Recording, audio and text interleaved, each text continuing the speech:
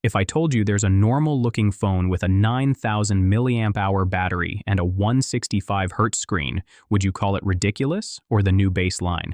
Here's the curveball. While that phone is launching in China, Google quietly shipped the first Android Canary build of 2026. That's the earliest, most experimental test channel. And on the horizon, Samsung's Next Ultra is already shaping expectations with rumored next-gen silicon and camera upgrades. So, what's actually happening? The short version, 2026 phones aren't about one headline spec. They're about system-level trade-offs: battery, displays, silicon, and AI software working together. The real story is how those pieces add up to an experience you feel every hour of the day. Let that sink in for a second. It's not just more hertz, more mAh. It's how do we balance power, thermals, and smart software so the phone stays fast at 5 p.m. after a long day? Now here's what actually happened, clean and simple. On January 8th, OnePlus launched the Turbo 6 and Turbo 6V in China. Both pack 9,000 mAh batteries with 80-watt wired fast charging, and coverage notes 27-watt reverse charging. Displays are 6.78 inches, AMOLED, roughly 1.5K resolution. The Turbo 6 goes up to 165 Hz, the 6V goes to 144. Under the hood, Turbo 6 runs Qualcomm's Snapdragon 8's Gen 4 with up to 16 gigs of LPDDR5X RAM and UFS 4.1 storage. Turbo 6V uses the Snapdragon 7's Gen 4 with more modest RAM and UFS 3.1.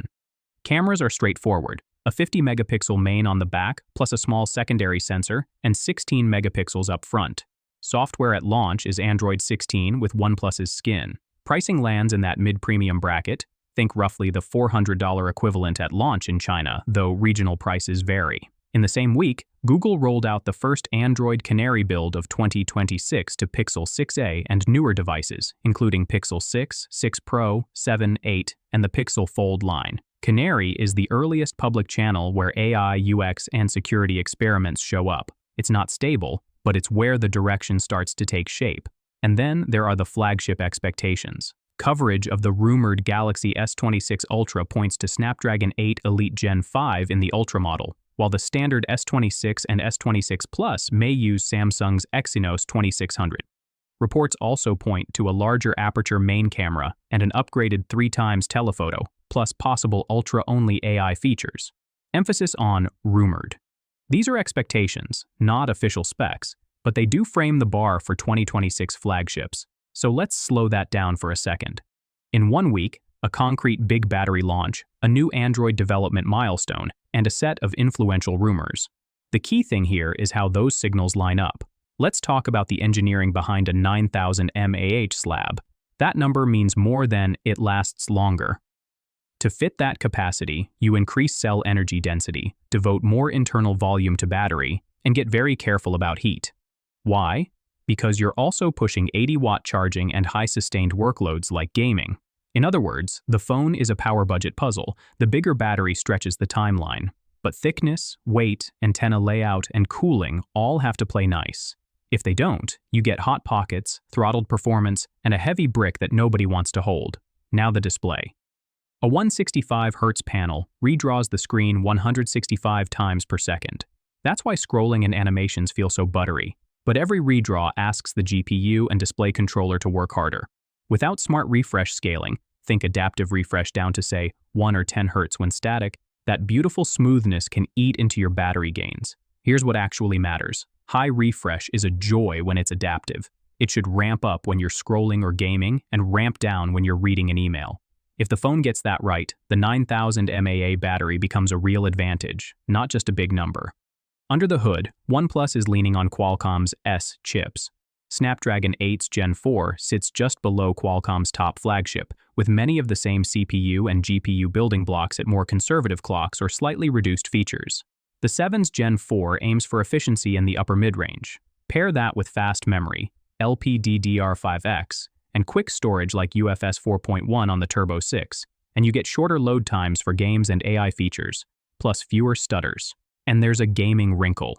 Launch coverage talks about a game-tuned kernel, a custom scheduler that prioritizes consistent frame times and manages thermals.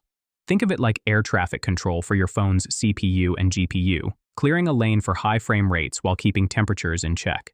It's not magic, but But when done well, it's the difference between smooth then stutter and smooth and steady. Now zoom up to the OS layer. Android's release pipeline tends to flow Canary to developer preview, to beta, to stable. Canary is where Google tests early ideas, new AI hooks, permission changes, UX tweaks. It's unstable by design, but it's a preview of the road. When Google ships early AI APIs here, things like on-device summarization or smarter camera pipelines, developers can try them months ahead. That lets teams find breakages before they hit stable builds. In other words, Canary is the sketchbook. Not every drawing becomes a painting, but you can see the artist's direction. This brings us back to Samsung's rumored dual silicon setup, Snapdragon in the Ultra, Exynos in the non-Ultra. For end users, both will run Android and Samsung's skin.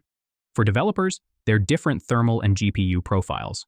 That means more testing matrices, more edge cases, and sometimes different battery behavior by region. It's not a deal breaker, but it is complexity. So who feels the impact first? If you're a heavy user, a mobile gamer, creator, or someone tethering a laptop all day, a 9000 mAh phone plus a 144 to 165 Hz panel could mean true all-day confidence. Maybe even multi-day with typical use. The big asterisk is tuning. Thermals, adaptive refresh, and background tasks decide whether the spec sheet matches your day. For app and game teams, the performance envelope is widening.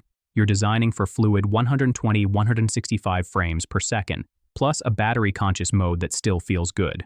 You're also watching a split in silicon, Snapdragon 8 through 7s, Exynos variations, and Tensor-equipped pixels, each with different strengths, especially for on-device AI. For OEMs in the mid-premium tier, OnePlus just turned battery into a headline again. If a 400-ish phone normalizes 9000 mAh and very high refresh, competitors either respond on endurance, charging speed, or pivot to camera quality as the differentiator. There's no hiding at 60 Hz anymore.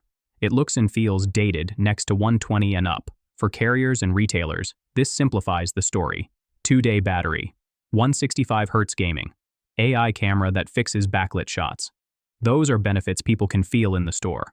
Now the caveats. Because there are always caveats. Ergonomics matter.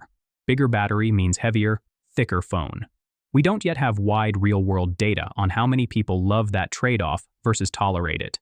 It might split the market. Endurance-first models and slim-first models. Battery longevity is another question.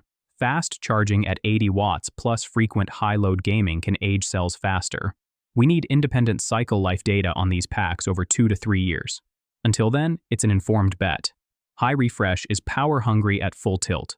OEMs often default to adaptive modes or quietly step down under heat. That means the best case 165 frames per second might show up in bursts, not all day. And if cooling isn't robust, vapor chambers, graphite layers, you'll see throttling in sustained sessions. Canary builds, by design, are unstable.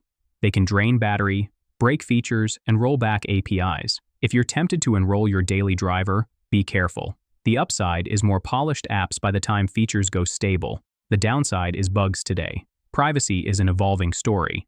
Early AI features often touch on device-level analysis or cloud inference. Watch how permissions change, what's opt-in, and how data's retained.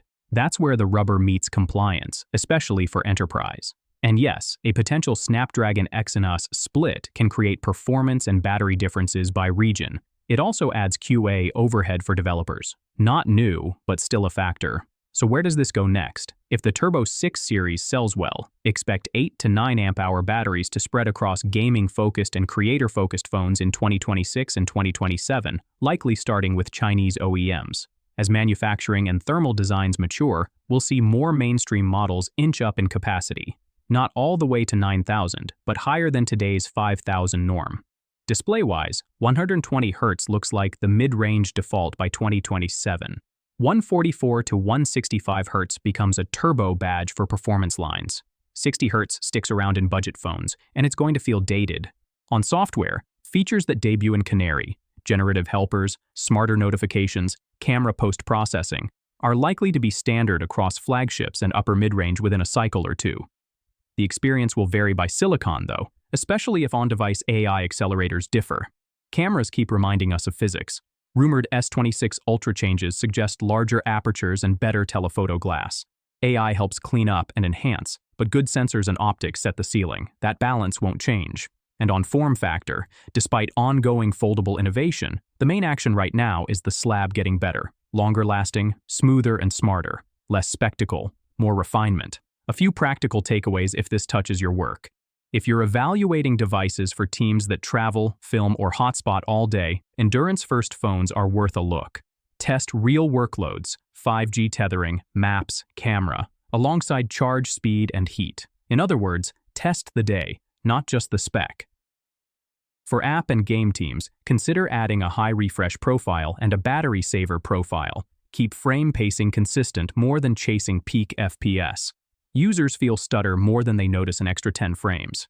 If you dabble in Canary, use secondary devices. It's a great early signal for AI APIs and permission changes, but it's a moving target.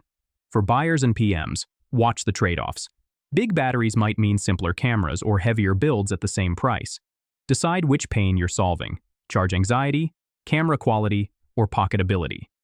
For leaders planning refresh cycles, endurance plus strong update policies can extend device life. The battery is only useful if the software keeps up. Here's the thing I'd keep in mind as you watch 2026 unfold. The spec sheet is no longer the product. The system is the product. Battery, display, silicon, and AI software need to be tuned to each other. When that happens, the phone feels fast at 8 a.m. and still confident at 8 p.m., with fewer surprises in between. To wrap it up, OnePlus's Turbo 6 series pushes endurance and smoothness into the mid-premium tier with 9,000 mAh batteries and up to 165 Hz displays. Google's 2026 Android Canary build extends the early test bed to Pixel 6a and newer, including foldables, where many AI and UX changes will take shape first. Rumors around the Galaxy S26 Ultra frame the flagship bar, next-gen Snapdragon in the Ultra, Exynos for others, and meaningful camera hardware with AI layered on top. The takeaway: the next generation of smartphones isn't a single big leap. It's a tighter weave of hardware and software that makes the everyday feel smoother, longer lasting, and a bit smarter. If you found this useful, a like and subscribe helps us keep making these videos. Thanks for watching.